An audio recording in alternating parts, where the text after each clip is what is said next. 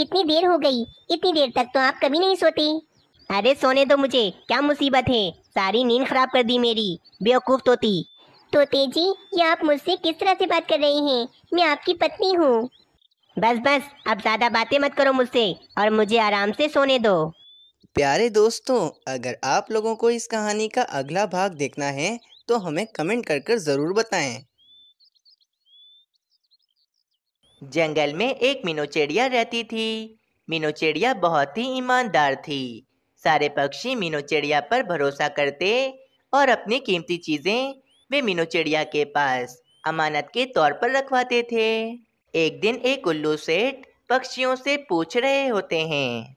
पक्षियों, मुझे बताओ कि इस पूरे जंगल में सबसे ज्यादा ईमानदार पक्षी कौन है? अरे उल्लू सेठ, कालू कौवे, बुलबुल बहन, कबूतर भाई, सब पक्षियों ने एक ही पक्षी का नाम लिया है, मीनू चिड़िया। और मैं भी यही कहता हूँ कि इस पूरे जंगल में सबसे ज्यादा ईमानदार पक्षी मीनू चिड़िया है। अच्छा, तो ठीक है पक्षियों, मैं मीनू चिड़िया के पास चला जाता हूँ। ये कहकर उल्लू सेठ एक बड़ी सी टोकरी में मीनू चिड़िया के पास काफी सारी गाजर लेकर चले जाते हैं। मीनू चिड़िया, जंगल के सारे पक्षी तुम्हारी बहुत तारीफ करते हैं और कहते हैं कि इस पूरे जंगल में सबसे ज्यादा ईमानदार पक्षी तुम हो, इसीलिए मैं तुम्हारे पास एक काम से आया हूँ। अच्छा उल्लू सेठ, तो फिर बताइए आप मेरे पास किस काम से आए हैं? मीनू चिड़िया, मुझे तुम्हारे पास अपनी ये गाजर रखवानी है।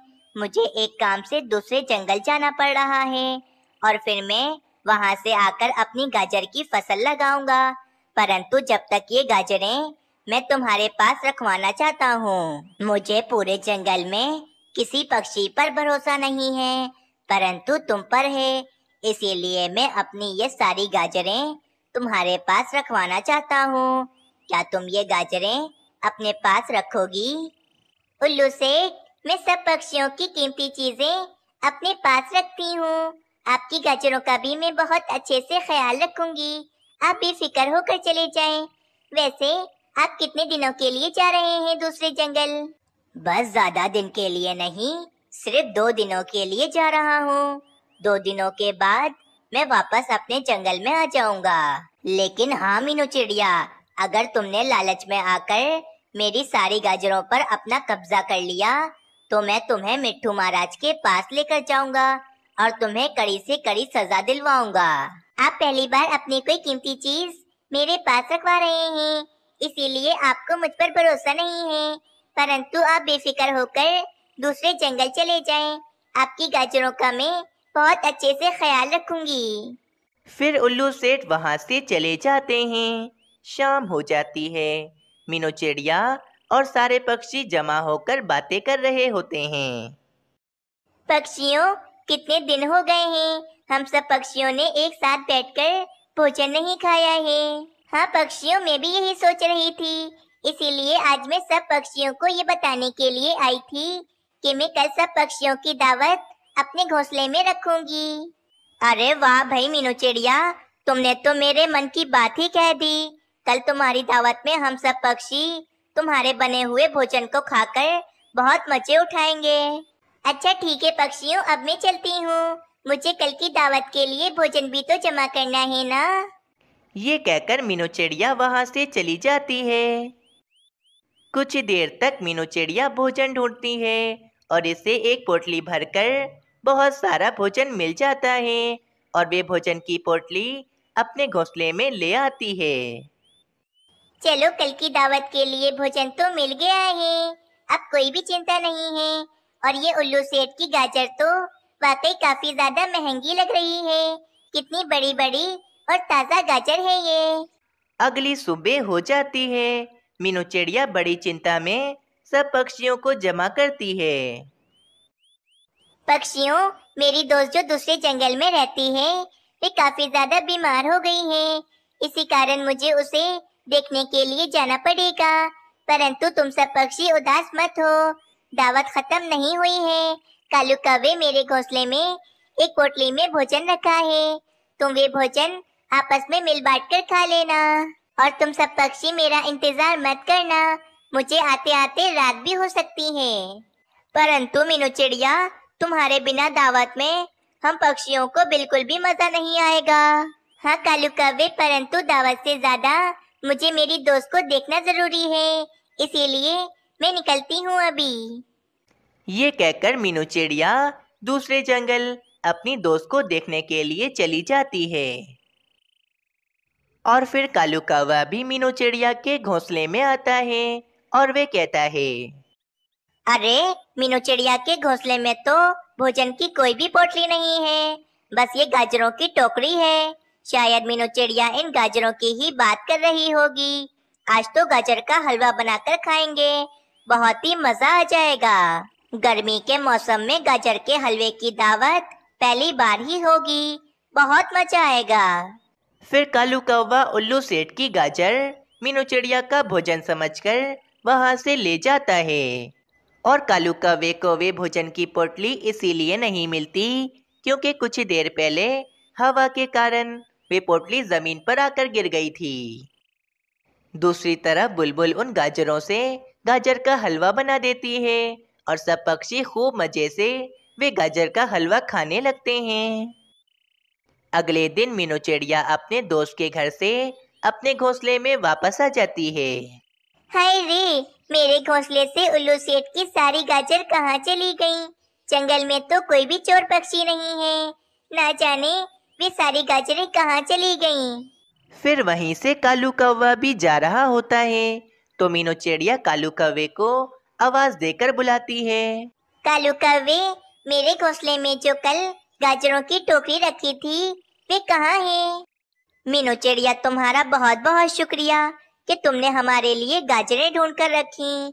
गर्मियों के मौसम में गाजर का हलवा खाकर बहुत ही मजा आ गया था। क्या? परंतु कालू कौवे, वे गाजर मेरी नहीं बल्कि उल्लू सेठ की थी, जो उन्होंने मेरे पास अमानत के तौर पर रखवाई थी और तुम सब पक्षियों ने उनकी गाजरों का हलवा बनाकर खा लिया। परंतु तुम्हारे घोंसले में उन गाजरों की टोकरी के अलावा भोजन की पोटली तो थी ही नहीं, इसीलिए मैं समझा कि ये गाजर ही तुमने हमारे लिए रखी होगी। तो फिर वे भोजन की पोटली कहाँ चली गई, ये बताओ मुझे। फिर मीनू चिड़िया यहाँ वहाँ देखने लगती है तो मीनू चिड़िया को जमीन पर वे भोजन की पोटली पड़ी हुई दिखती है। वो देखो कालू कौवे, वो रही पोटली। शायद हवा के कारण ये पोटली जमीन पर गिर गई होगी। कालू कौवे, अब क्या होगा? आज रात को उल्लू सेठ अपनी गाजर वापस मांगने के लिए आ जाएंगे, तो फिर मैं उन्हें क्या दूंगी? और वैसे भी गर्मियों के मौसम में गाजर की फसल तो निकलती ही नहीं है।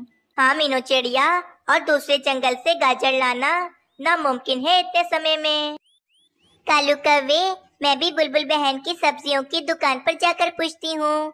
तुम भी इधर उधर कोशिश करो, वरना उल्लू सेठ तो मुझे मिट्टू महाराज के हवाले कर देंगे। फिर मीनू चिड़िया बुलबुल के पास चली जाती है। अरे मीनू चिड़िया, कैसी बेवकूफी की बातें कर रही हो? भला मेरे पास गर्मियों में गाजर कैसे आएगी? वैसे मीनू चिड़िया, कल तुम्हारी गाजर का हलवा खाकर तो मजा आ गया था। लगता है तुम वे गाजर दूसरे जंगल से लेकर आई होगी। फिर मीनू चिड़िया बुलबुल को सारी बात बताने लगती है। मीनू चिड़िया, गाजरें तो दूसरे जंगल से ही मिल सकती हैं, परंतु दूसरे जंगल आने जाने में काफी ज्यादा समय लग जाएगा। अब तुम क्या करोगी?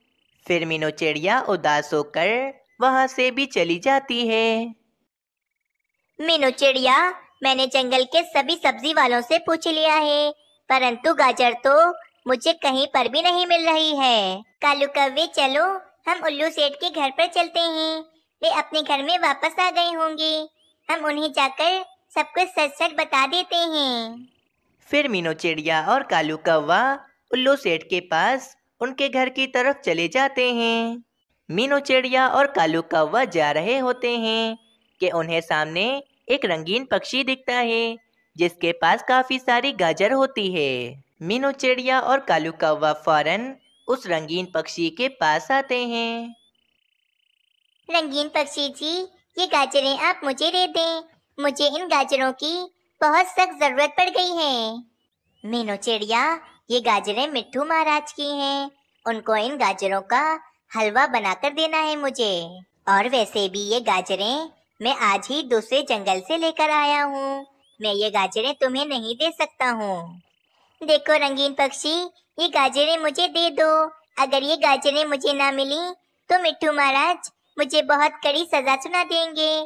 चाहे तो तुम इन गाजरों की मुझसे दुगनी कीमत ले लो। दुगनी कीमत? ठीक है, अगर तुम मुझे इन गाजरों की दुगनी कीमत दोगी तो ये सारी गाजरें मैं तुम्हें दे दूंगा। ठीक है रंगीन पक्षी, मैं आपको इन गाजरों की दुगनी कीमत देने को तैयार हूँ। कालू कौवे, तुम रंगीन पक्षी को लेकर मेरे घोंसले में चले जाओ और वे भोजन की पोटली तुम रंगीन पक्षी को दे दो, जब तक मैं ये सारी गाजरें लेकर उल्लू सेठ को देकर आती हूँ। फिर मीनू चिड़िया फौरन गाजरों की टोकरी लेकर उल्लू सेठ के पास चली जाती है। रंगीन पक्षी जी, ये पोटली पूरी भोजन से भरी हुई है। अगर आपको यकीन नहीं है तो आप ये पोटली खोलकर भी देख सकते हैं। नहीं नहीं कालू कौवे, मुझे मीनू चिड़िया पर पूरा भरोसा है। अरे मीनू चिड़िया, तुम ये गाजर लेकर मेरे पास क्यों आ गई? मैं आज रात को खुद तुम्हारे पास आने वाला था। नहीं उल्लू सेठ, मुझे पता चला कि आज आप दूसरे जंगल से वापस आ गए हैं, इसीलिए मैं ये गाजर आपको लौटाने के लिए आई हूँ। मीनू चिड़िया, तुम्हारा बहुत बहुत शुक्रिया। तुमने मेरा बहुत बड़ा काम कर दिया है। अब मैं इन सभी गाजरों से अपनी गाजर की फसल लगाऊंगा। फिर उल्लू सेठ मीनू चिड़िया से खुश होकर मीनू चिड़िया को 2 भोजन से भरी पोटलियां दे देते हैं। मीनू चिड़िया वे भोजन की पोटलियां लेकर खुशी खुशी वहां से चली जाती है। इस कहानी से हमें ये सीख मिलती है कि हमें हमेशा ईमानदार ही होना चाहिए। अगर आप सबको ये कहानी अच्छी लगी तो चैनल को ज़रूर सब्सक्राइब करें और कमेंट सेक्शन में अपनी राय देना ना भूलें।